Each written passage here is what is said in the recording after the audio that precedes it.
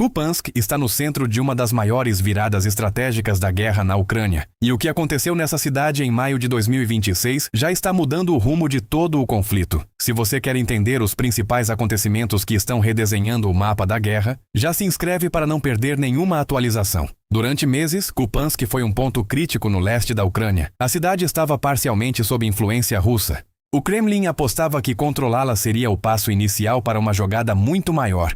Uma rota pelo norte em direção a Kiev. Era um plano ambicioso, silencioso, preparado com cuidado. Só que não funcionou. A operação ucraniana em Kupiansk não começou em maio. Começou meses antes. Em janeiro de 2026, as forças ucranianas já haviam hasteado a bandeira sobre o edifício da Câmara Municipal da cidade.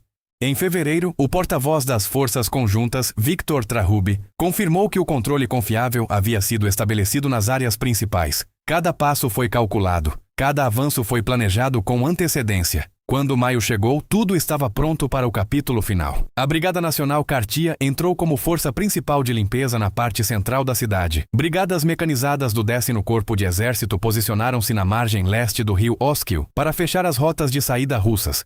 Operadores especializados de drones FPV, especialmente da unidade Achilles, receberam a missão de neutralizar os últimos pontos de resistência. A operação foi coordenada, foi precisa e foi bem sucedida.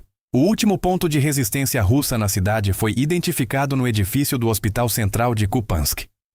Aproximadamente 20 soldados russos haviam transformado o porão do hospital em uma posição defensiva improvisada. Paredes de concreto espessas, passagens subterrâneas, um ponto difícil de acessar sem causar dano à estrutura civil. A resposta ucraniana foi cirúrgica.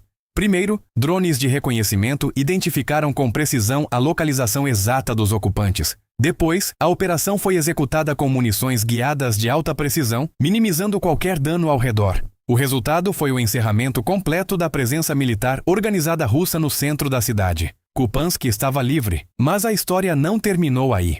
Após perder o centro da cidade, o comando russo mudou de tática. Em vez de grandes formações blindadas, passou a enviar grupos minúsculos, às vezes apenas 1 ou 2 soldados, tentando se infiltrar pelas bordas da cidade sem ser detectados. Usavam trilhas em florestas densas, pequenos barcos no rio, até tubulações industriais sob o rio Oskil, como possíveis rotas de entrada. Os drones ucranianos não deixaram nenhuma dessas tentativas ter sucesso.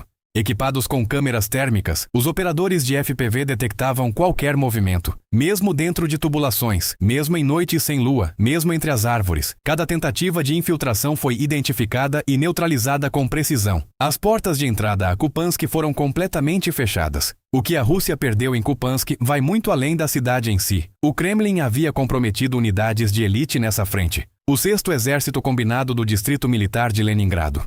A primeira guarda do exército de tanques do Distrito Militar de Moscou.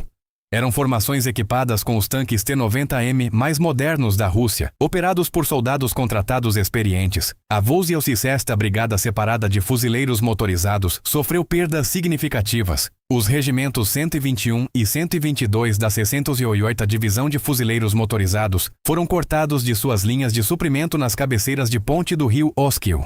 O 153º Regimento de Tanques da 47ª Divisão de Tanques perdeu a maior parte de seus veículos blindados para drones FPV ucranianos. Em termos simples, a Rússia gastou suas reservas mais qualificadas em Kupiansk e não obteve nada em troca. E aqui entra a parte que torna esse acontecimento ainda mais significativo. Enquanto a operação de Kupiansk chegava ao seu pico, a inteligência ucraniana identificou algo preocupante na fronteira norte.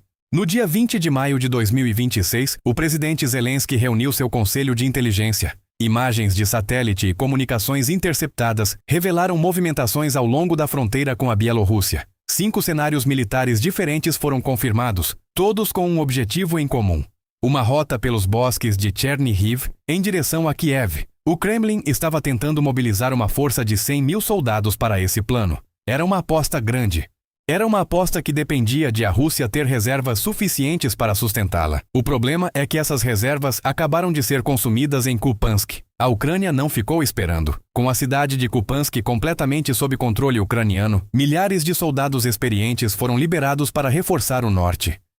A Brigada Kartia, que havia liderado a operação na cidade, pôde ser reposicionada. Partes das brigadas mecanizadas do 10º Corpo de Exército também se tornaram disponíveis.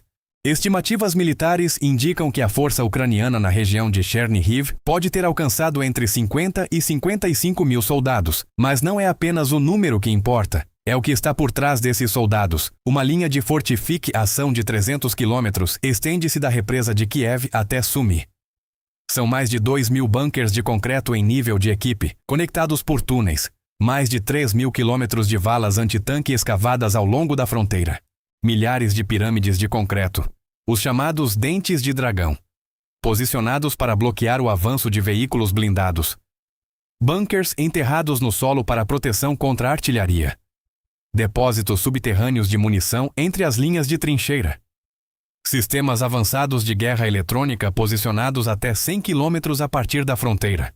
Para romper uma linha defensiva desse nível, as regras universais da estratégia militar indicam que o lado atacante precisa ter entre 3 e 5 vezes mais força do que o defensor. A Rússia planejou 100 mil soldados para esse movimento, mas 100 mil soldados, depois das perdas de Kupiansk, depois do desgaste no leste, depois de meses de pressão em múltiplas frentes, pode não ser suficiente para o que encontrariam nessa linha. O chefe do Estado-Maior russo, Valery Gerasimov, fez declarações públicas tentando minimizar o que havia acontecido em Kupiansk. Analistas militares independentes e imagens capturadas por drones no terreno contradisseram essas declarações em tempo real. Até blogueiros militares russos, grandes apoiadores da invasão, começaram a questionar publicamente a narrativa oficial do Kremlin. Quando os próprios apoiadores de uma estratégia começam a duvidar dela publicamente, algo mudou de forma permanente. O que aconteceu em Kupiansk em maio de 2026 é um exemplo claro de como uma decisão tática pode ter consequências estratégicas muito maiores do que o território em questão. A Ucrânia não apenas recuperou o controle de uma cidade, ela consumiu as reservas que a Rússia havia preparado para uma jogada completamente diferente. Ela liberou soldados experientes para reforçar exatamente o ponto onde o próximo movimento russo estava sendo planejado. Ela fechou a rota leste antes que a rota norte pudesse ser aberta. O plano do Kremlin de colocar a Ucrânia entre dois frontes, leste e norte simultaneamente, encontrou um obstáculo que não estava no roteiro. O tempo perdido em Kupiansk é o mesmo tempo que a Rússia precisaria para preparar o norte. A força gasta no leste é a força que faltará no norte.